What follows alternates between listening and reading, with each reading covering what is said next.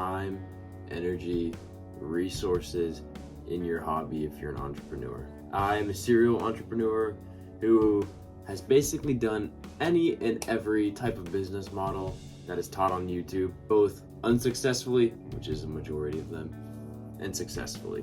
And I'm currently running a successful influencer marketing agency doing 5 figures a month. It's not crazy numbers, but it is still something of substance for a university kid.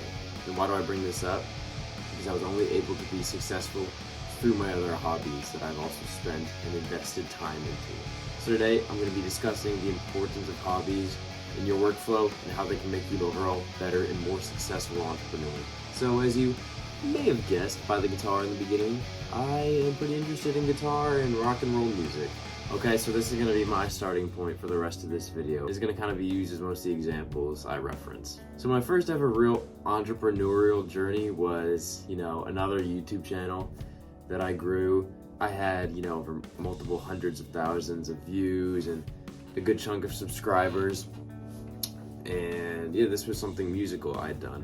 The specifics of the content in the channel aren't really relevant, but I was able to grow it relatively fast because it was something I was already doing, already was passionate about, and already had a lot of information that I just knew.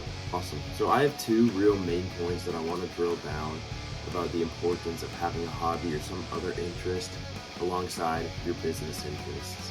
My first point is 99% of businesses aren't about business. Okay, what do I mean by this? Basically, you don't just see a business who is just serving a whole business or the whole love for business in general. This isn't talking about B2B businesses, right? Because in B2B businesses, you have like a marketing agency. That specialization is not business. That's somebody who's really good at marketing decides to help a business. But if you think about it, there's no real business about business unless you're some sort of coach or consultant or like a YouTube channel like this. That's the only real way you can make a business out of your love for just straight business. Okay, yes, so there are some people who do just get into like an e-com business, drop shipping a product that they whitelisted from China and just sell it because they like business and they like being able to sell a product and make money.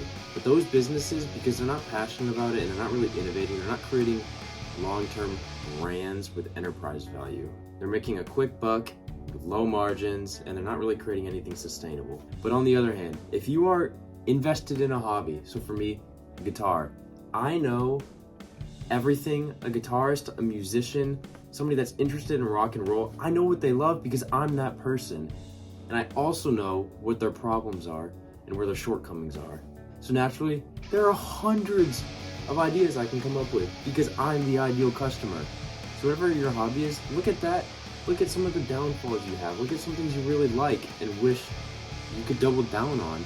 And that's what your focus should be. And with that, you will create real money and real enterprise value.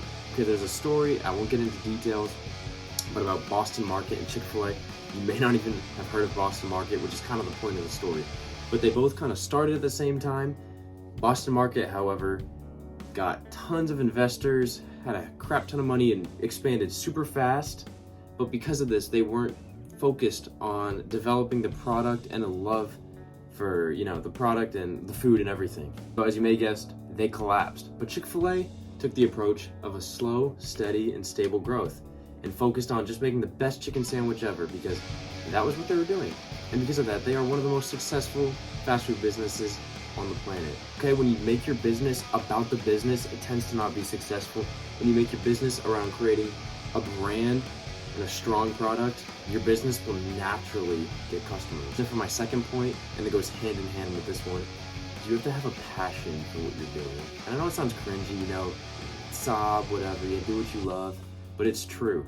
Because on nights that you're tired and have no energy left, you will be able to push through something that you actually love versus something that you're only doing it for the money. I mean, think about it. Even if you're not getting paid, if you, let's say, have a girlfriend or something, you're not getting paid to have a girlfriend, but you might stay up a little later to comfort her or talk through an issue with her just because you love her and want to resolve it.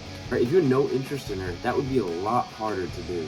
Okay, so moral of the story, find the things you're passionate about, double down on those, and again, it could be video games, although I'm not a gamer, it could be video games, it could be reading.